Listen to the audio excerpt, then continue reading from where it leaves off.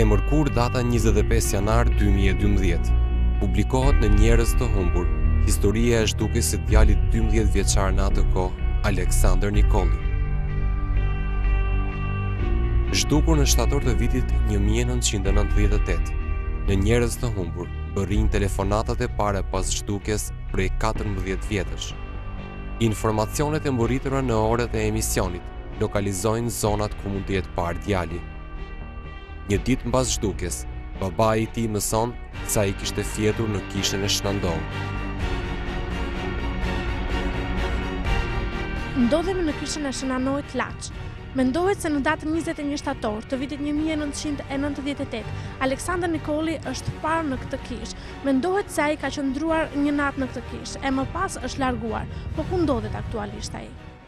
Zotin Due, ju keni marrë informacion se djali është parë në këtë kishë.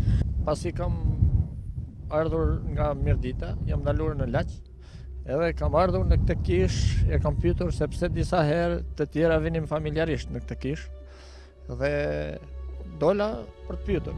Tu gjeta rojen e kishës, edhe më shpjegoi me hollësisht për Aleksandrin, tha ka qenë një natë, do tha ka fjet, i kemi dhënë dhe një batanie, tha, i deshëm t'i jepnim edhe me hangër, tha, por nuk pranoj me hangër. Në mëngjes është ngrit heret, edhe ka ra në qytetin e Laçit. Mbas kësaj kohe, ne nuk kemi asnjë të dhënë. Po kisha foton në dorë, edhe me foton në dorë më tha që ky fëmijë ka fjetur një natë këtu. Telefonata e parë e një zonje nga Durrësi pohon se e ka parë në shtator të vitit 1998. Pikërisht në këtë vend, Aleksandri është parë në shtator të vitit 1998 në shoqërinë e dy bashkëmoshatarëve të tij, të cilët kanë marrë rrugën për në Durrës. Zonja e cila e ka shoqëruar 3 djemt deri tek ura e Dajlanit, nga biseda që ka pasur me ta pohon që destinacioni i tyre ka qenë Italia. Te stacioni i trenit, në shkutës sare, ka janë të shkaktuar nga leke ura Dajlanit, do të shkojnë për Itali.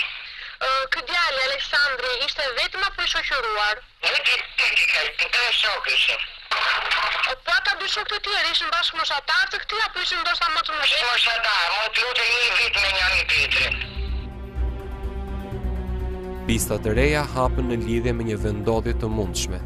Një zotëri deklaron se e ka parë në Milano rreth viteve 2000. Në 2000 mos gaboja. Po? Ka qenë rreth 10-11 vjeç, ka ardhur nga Shqipëria me një kamion deri Milano për të shkuar te Tezja. Dhe nga Milano masnej deri këtu ku jam unë kufinë në Zvicër, ardhur me tren. Ka pasur një adres, emër mbi emër dhe qyteti ku ishte Tezja. Po ku ndodhej? Ajo ndodhesh në Novara. Kur e kam dorëzuar te ajo, bile ajo më tha ata kush ka autorizuar me pru, këtu tha. Pothuajse të gjithë telefonuesit bazohen tek fotoja e tij.